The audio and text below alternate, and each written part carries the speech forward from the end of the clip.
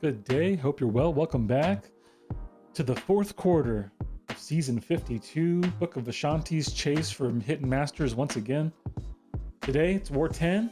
We're facing Jay Win, and we are currently 10th, which means if we win this war, we will once more finish Masters.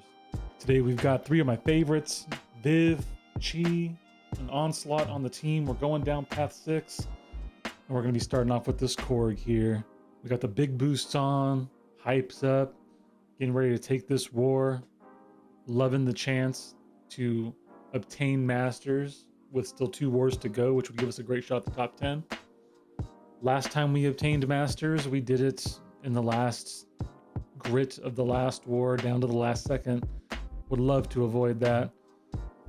Onslaught, obviously a great Korg matchup. There's not a ton of risk in this fight. You know, just got Korg the Shrugger. He's going to have some extra attack the whole time because I've got debuffs on me. That's why he's got that passive Fury over there, but Onslaught honestly doesn't care. Especially rank 3, big boosted Onslaught. We get the pause. We toss the special 2. We get a nice little intercept. And that's basically going to end this. I do throw the special 1, but full yellow bar, easy game, easy life. That's what Onslaught does to Korg. And that's why I'm so glad I took him to rank 3. Thank you, Night Bro. Moving on, we got this man thing here. It was tough to find a decent counter on the team, but, you know, I figured Viv's Nullify immune, she's poison immune. The armor breaks aren't optimal, but all in all, she can do this fight. I know that I've seen people earlier this season send Viv's 2-man thing. We play stars on 38. And so I know she can do it. I know it's going to be a slog, and slog it was. Slog it was. Going typical Viv rotation. I might go special 3 in this fight. To be honest, it's been a minute, obviously, since we've done these fights. This is the new fun thing with the AI, where if they have an unstoppable queued on that heavy, then they want to go ahead and just do it into your dash. My heal block falls off, so now I'm missing, and you know what 40% to miss is like, right? Get it back up, though. No, I do just go straight special 2. Probably should have gone special 3. As you'll see. He's a big, beefy boy. Ah, the joys of the rank 3 man things, huh? Start throwing our special 1. Do some damage. I don't have suicides on yet. So you can see I'm not taking any recoil, but my damage is pretty gimped. Get through my first rotation here. And this man's barely halfway down, so I look at it and go, all right, time to go back to basics, baby. Get a little bit of burn there, use the last of my solar charges, and now we're just, gotta keep the heal block up. Gotta make sure I don't put myself in miss position again. Gotta actually dex the special 1, because Lord knows I miss that thing every once in a while. It's like the timing changes. And now we're just gonna hit him with basics. Again, you know, similar to the Onslaught fight, there's not a ton of risk here. He's a beefy boy, but he's not going to kill you unless you push him to the special 3. I'm just going to do our special 2 here, and we're going to cash that out. Easy Viv, easy life, I always say. And we're going to continue down 6. We got this leader here. Decent placement. I can see why it catches people. His debuffs cannot be shrugged. His personal debuffs, they can't be cleansed or shrugged. So if you hit him with light attacks, he is going to put debuffs on you and you will be able to do nothing about it. But here's the good news. We're bringing in Shield. She takes on Gamma Champs very well. He is not bleed immune. We're going to toss our Invol on just in case. And we're not too worried about the leader's kit here, because we're going to hop in this bad boy. We're just going to throw mediums, and we're going to deck specials, and we're going to bleed them out. Easy money. Look at that Chee putting in work. Getting the bleeds going. Again, him being Gamma, she just hard counters so much of that. Starts doing extra bleed damage, hits harder, gets more cleanses. Not that it matters against leader, but as you can see, we're doing mediums, we're getting no debuffs, so we don't really care.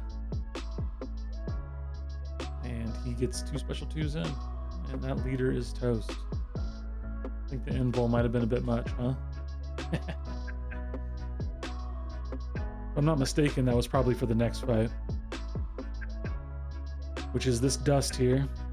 Shockingly, a dust at the end of Path 6 on 31. Who would have thought?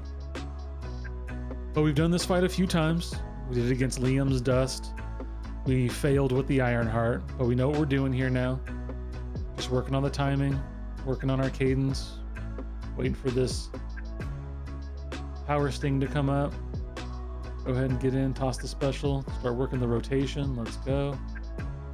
Try to hit our skill checks, which we do. Still got the heal block up. I'm pretty sure, though, I make a mistake in this fight. Ah, there it is. She recovers out of my phase. And I hit her block, and now she's unblockable. But we're just going to eat that plasma damage. And we're just going to launch those specials. Got one phase in. Again, we make it back up, get rid of the power sting, hit her with the damage. Easy money. In my opinion, Viv is the best champ for this fight. And I'm sure you're going to see plenty of her next season. Now, having Chee on the team, we go back to that Clarity season, the good old shocker over on 39.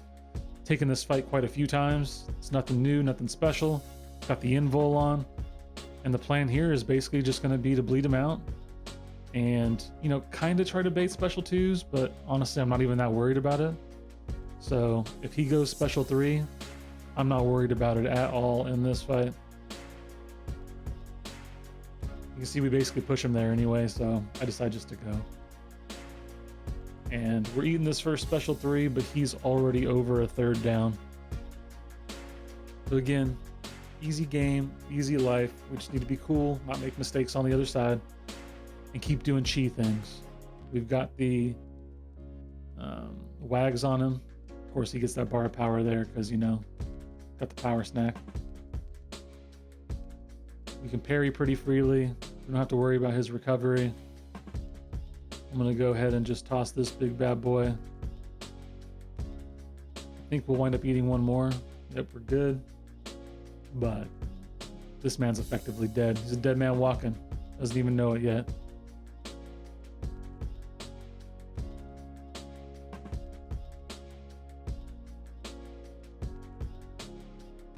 And that's going to do it.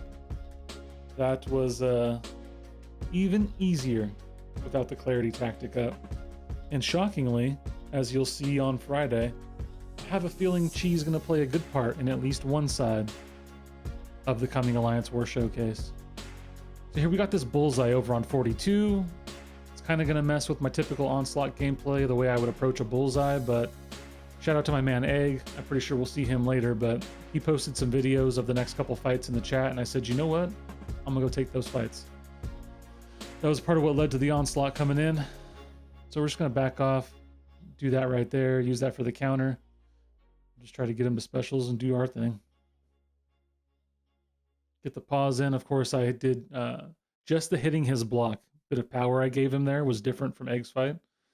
And so I wind up eating the special one. So cool. All right. All right. You got me. We got to get some more neuros up. Make sure we're ready to nuke him down when the special 2 time comes. And now the goal is just to heavy bait, heavy counter, and pause. It's a game. Get the special. Thankfully, Bullseye is very happy with those special ones. Pretty sure I make one more mistake here. Yeah. He had a split second left on his evade. And so I get smacked in the face, but it's okay. Take a deep breath. As we always effectively preach on this channel. Stay calm, stay cool, it'll be all right.